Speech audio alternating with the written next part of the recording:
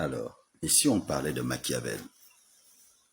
Machiavel qui est le prophète de beaucoup de chefs d'État africains et dont le livre Le Prince tend à devenir une Bible. Machiavel est né en 1469, il est mort en 1527 en fait. Il est mort à 58 ans.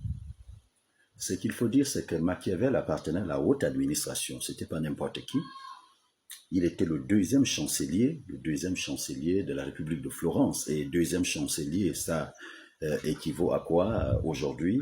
À deux ministères jumelés, le ministère de la Défense nationale et le ministère des Affaires étrangères. Donc c'est quelqu'un qui maîtrisait véritablement les rouages de la République, les rouages de la haute administration. Mais ce gouvernement, cette république, ce régime politique avait été renversé par la famille des Médicis avec l'aide de l'armée espagnole. Mais en fait, ce qu'on reprochait à cette république, c'était le fait de donner tout le pays aux étrangers. Les Français avaient la même mise sur Florence. L'Italie était en gros divisée. Il y avait plusieurs États, des micro-États à l'intérieur d'un même pays, l'Italie. Il y avait l'État de Nantes, l'État de Florence, l'État de Naples, je pense c'était aussi l'État de Venise, ainsi de suite. Il y a plusieurs États à l'intérieur d'un même État. Et ça exprimait l'Italie qui est divisée et mauvaise gestion des fonds publics. Donc c'était des reproches qui leur étaient formulés par la famille des Médicis. C'est ce qui a réellement conduit à le renversement de leur gouvernement, le renversement de leur gestion à la tête de l'État. Donc la famille des Médicis a donc récupéré le pouvoir et a décidé de mettre tous ceux qui participaient, tous les membres du gouvernement en prison, y compris Machiavel lui-même qui avait été emprisonné parce qu'il avait été considéré comme complice de la mauvaise gestion du pouvoir, la mauvaise gestion des ressources publiques. Donc, après avoir été enfermé, Machiavel a été relâché quelque temps après, et c'est au sorti de prison qu'il a décidé d'écrire son livre Le Prince, étant en exil dans une ferme. Julien de Médicis étant à la commande de l'État qui était l'oncle de Laurent II de Médicis. Donc, pour revenir aux affaires, Machiavel voulait écrire un livre qui servirait de CV où il montrerait au nouveau roi comment faire pour se maintenir au pouvoir. Mais malheureusement, Machiavel n'avait pas été nommé. Ils ont récupéré le livre Le Prince et ils n'ont pas nommé Machiavel. Il avait été écarté parce qu'il était mal vu. On le considérait comme le véritable commanditaire du pillage des ressources publiques et que c'est à cause de lui que les étrangers avaient pris tout le pays en otage, toute la ville de Florence en otage, et même l'Italie dans ses différents États. Et Machiavel en faisait partie. Donc, ça ne servait vraiment à rien de pouvoir l'introduire dans le gouvernement. Il voulait faire avec les nouveaux. Voilà. À peine on renverse votre gouvernement que vous voulez déjà montrer comment faire pour mieux gérer. Donc, il n'avait pas été cru. Machiavel a donc été écarté. C'est peut-être quelques années après qu'il a été introduit dans des petites activités militaires. En tout cas, bref. Pourquoi avoir écrit Le Prince? C'est aussi pour une deuxième raison. La raison est beaucoup plus politique parce que, comme je vous l'ai dit précédemment, l'Italie était divisée, il fallait l'unifier. Et la ville de Florence, comme beaucoup se plaignaient de la mauvaise gestion, il fallait véritablement montrer des techniques, apporter des techniques qui permettraient au chef, au prince, au nouveau prince, de pouvoir se maintenir au pouvoir. Il s'agissait de Laurent II de Médicis, de pouvoir se maintenir au pouvoir, bien gérer l'État, ainsi de suite. Mais le nouveau gouvernement voyait cela d'un peu louche, qu'à peine on vous renverse, vous voulez déjà montrer les stratégies pour se maintenir. Est-ce que le fait de montrer les stratégies pour se maintenir ne serait pas une manière aussi de revenir et renverser le même pouvoir? Donc voilà un peu ça. Bref, nous allons à l'essentiel. De quoi s'agit-il dans Le Prince? Il faut d'abord préciser quelque chose chez Machiavel. Machiavel qui est considéré comme une pensée des dictateurs, une pensée de ceci. Non, non, non. Voilà la question principale de Machiavel. Comment faire pour que le peuple ne trouve pas d'intérêt à vouloir me renverser?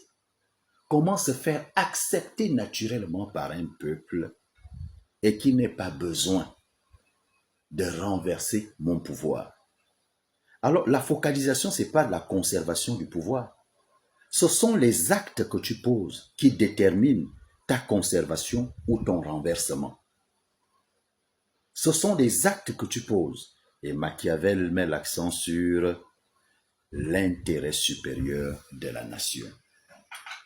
Une action est politique et légitime lorsque cette action vise l'intérêt supérieur de la nation. Alors, dès que cela est compris, vous allez maintenant comprendre la suite. Que Machiavel dont on parle, ce n'est que le Machiavel lu par ceux qui veulent être dictateurs. C'est tout. Chapitre 1 à 11. Il faut d'abord connaître son pays.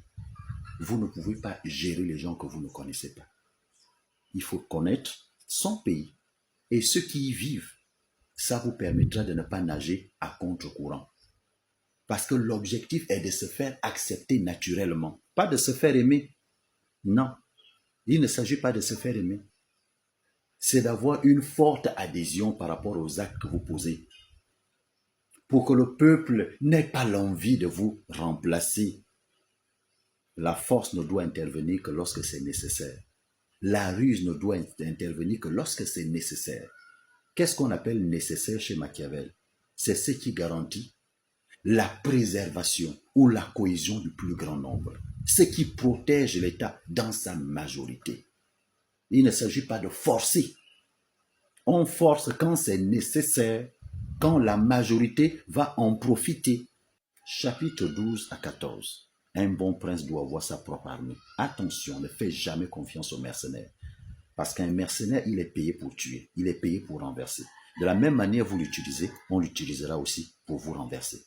Il faut avoir une armée que tu peux contrôler. Il ne faut pas avoir une ancienne armée qui appartient à l'ancien régime. Il ne faut jamais faire confiance aux alliés. Parce que les pays que vous considérez comme vos alliés là, peuvent s'arranger pour vous renverser. Chapitre 15 à 18. Là-dedans, il est dit ceci. Du chapitre 15 à 18, il faut travailler son image. Il faut être parfois renard, parfois lion. Renard, la ruse, lion, la force. Mais quand cela est nécessaire, ça c'est ce qu'on ne dit pas souvent chez Machiavel, quand cela est nécessaire, lorsque cela arrange le plus grand nombre, lorsque cela ne dérange pas le plus grand nombre.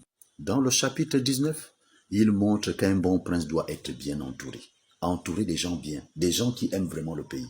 Parce que quand ils aiment le pays, ils vont poser des bons actes et ces actes qui seront bien vus par la population. Quand on appelle bons actes, c'est pas du kunabélisme, c'est pas la talakou. Les bons actes, ce sont des actes qui contribuent à l'amélioration des conditions de vie de la population. Ce n'est qu'à ce titre que tu seras bien vu. Et plus tu es bien vu, le peuple n'aura pas d'intérêt à vouloir te changer. C'est ce qu'on appelle ici la conservation du pouvoir. Il faut savoir anticiper. N'attendez pas que les choses s'aggravent. Je prends l'exemple des vacations.